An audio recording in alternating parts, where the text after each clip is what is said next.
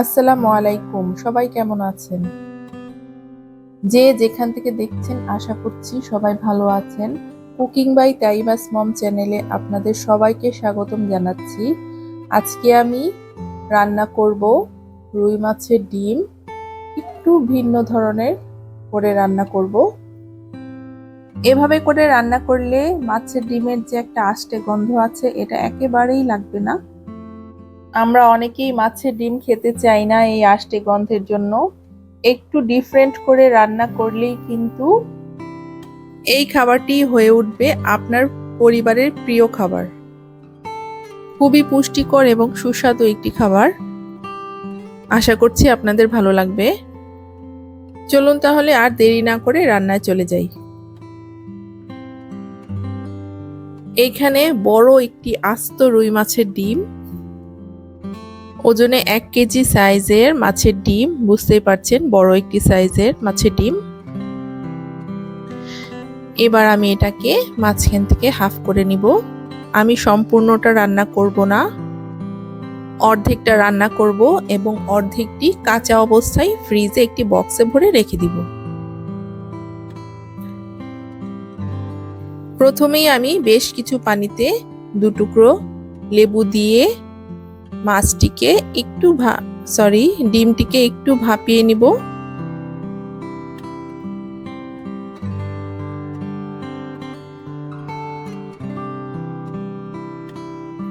ডিমটিকে সম্পূর্ণ সেদ্ধ করা যাবে না, আমি 50% কুক করব। 50% ভাপিয়ে নেওয়ার পরে এবার আমি ছেঁকে নিব।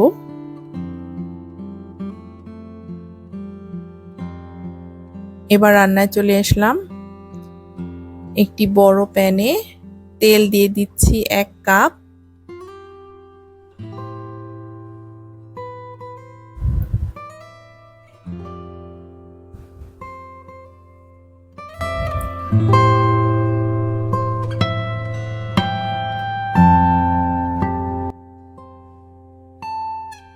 এবার পেঁয়াজ কুচি দিচ্ছি 1 কাপ। তেল এবং পেঁয়াজটা একটু বেশি ব্যবহার করলে মাছের ডিমটা কিন্তু খেতে বেশি টেস্ট হয়।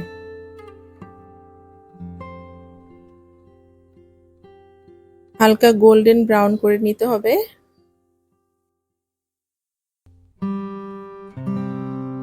এবার আদা রসুন বাটা দিচ্ছি 2 টেবিল চামচ।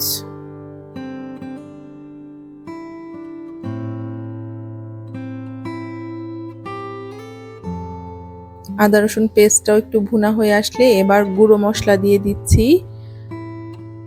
আমি ব্যবহার করেছি ধনিয়া,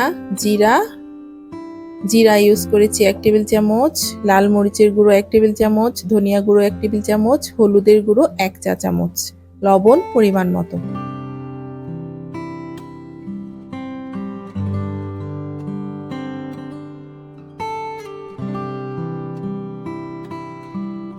মশলাটা তেলে ভুনে নিলে কিন্তু কালারটা খুবই সুন্দর আসে।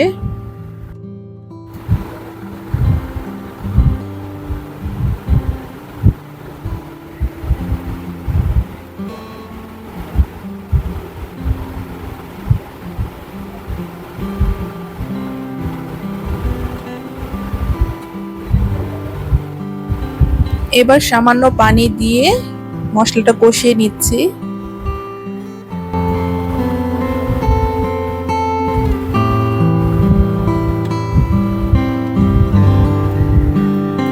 মশলাটা কষানো হয়ে গেলে আলু দিয়ে দিচ্ছি। আলুটা আমি ছোট ছোট কিউব করে কেটে নিয়েছি। এখানে একটা বড় সাইজের আলু আছে।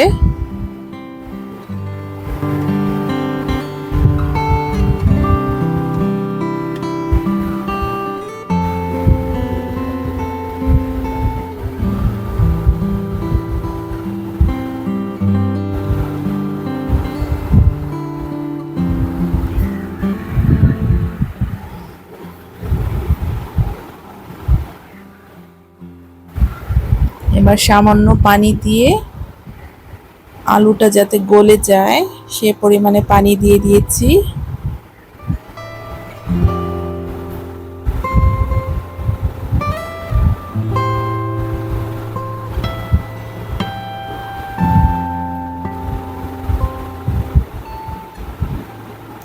আলুটা গলার পরে এবার আমি ডিমটুকু দিয়ে দিচ্ছি। ডিমটাকে আমি হাতের সাহায্যে ভেঙে নিয়েছি, দেখতে পাচ্ছেন। পুরোটা কিন্তু ভাঙি নাই, একটু চাকা চাকা আছে।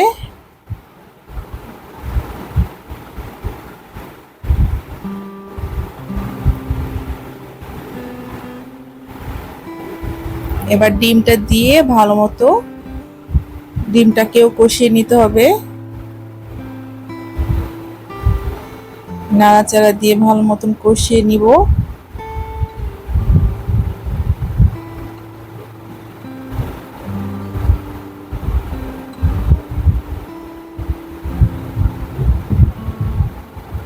এবার পরিমাণ মতো পানি দিয়ে দিচ্ছি।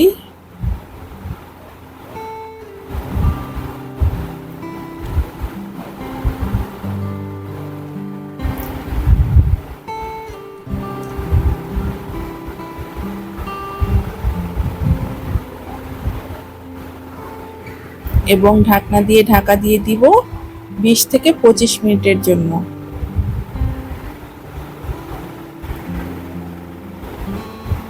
পঁচিশ মিনিট পরে ফিরে আসলাম। চুলার ফ্লেমটা ছিল মিডিয়াম টু লো হিটে।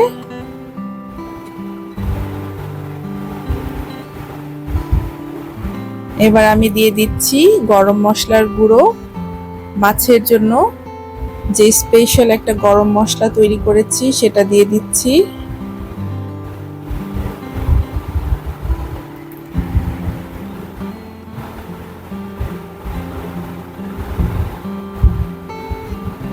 এবার দিয়ে দিচ্ছি কাঁচা মরিচ 10 থেকে 12টি, মাঝখান থেকে ফালি করে দিয়েছি আমি। এবার দিয়ে দিচ্ছি বেশ কিছু পুদিনা পাতা। এই পুদিনা পাতা দেওয়ার ফলে কিন্তু এই মাছের ডিমে কিন্তু সুন্দর একটি অ্যারোমা হবে এবং খেতে কিন্তু বেশ মজা হয়।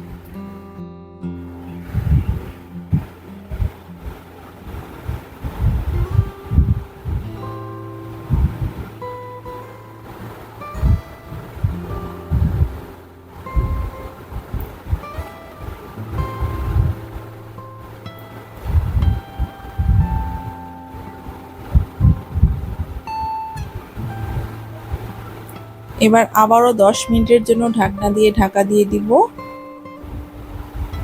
10 মিনিট পরে ফিরে আসলাম। মাছের ডিমের রেসিপিটি কিন্তু একেবারে তৈরি হয়ে গিয়েছে। আমি এর থেকে বেশি আর শুকাবো না।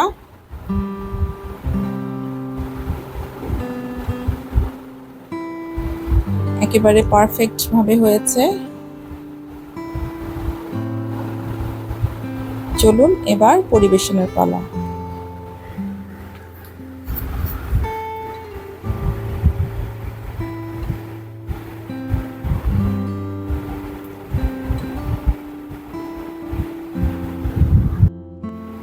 রেসিপিটি অবশ্যই বাসায় একবার ট্রাই করবেন। যদি ভালো লাগে তাহলে আমাকে কমেন্টে জানাবেন এবং আমার চ্যানেলটিকে একটি সাবস্ক্রাইব করে আমার পাশে থাকবেন। ধন্যবাদ।